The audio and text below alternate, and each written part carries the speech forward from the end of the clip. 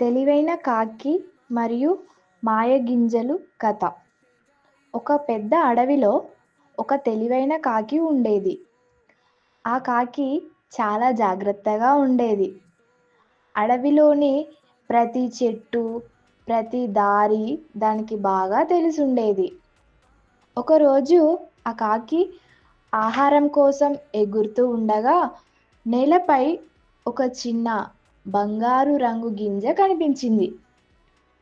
ఆ గింజ చాలా వింతగా మెరిసిపోతుంది.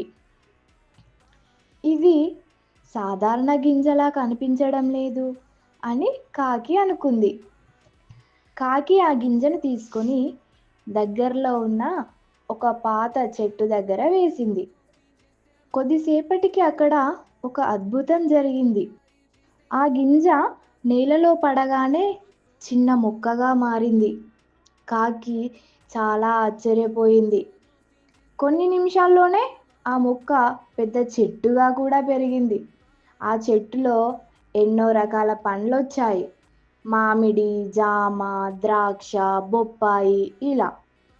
ఆ కాకి ఆనందంతో ఇలా అనుకుంది, ఈ గింజ నిజంగా మాయగింజ అని. ఆ రోజు నుంచి ఆ కాకి ప్రతిరోజు ఆ చెట్టు దగ్గరికి వచ్చి పండ్లు తినేది. అడవిలో ఉన్న ఇతర జంతువులు, కుందేళ్ళు, ఎలుకలు, గువ్వలు ఇలాంటివి కూడా అక్కడికి వచ్చి ఆ పండ్లు తినేవి. ఒకరోజు బలమైన గాలి వచ్చింది. ఆ చెట్టు కొమ్మలు ఊగి కొన్ని మాయ గింజలు నేలపై పడ్డాయి. ఆ తెలివైన కాకి వెంటనే ఆ గింజలను తీసుకొని అడవిలో వేరే వేరే చోట్ల వేసింది. కొద్ది రోజులలోనే ఆ అడవిలో చాలా పండ్ల చెట్లు పెరిగాయి. అప్పటి నుంచి ఆ అడవి చాలా అందంగా మారింది. అక్కడి జంతువులందరికీ ఎప్పుడూ ఆహారం దొరికేది.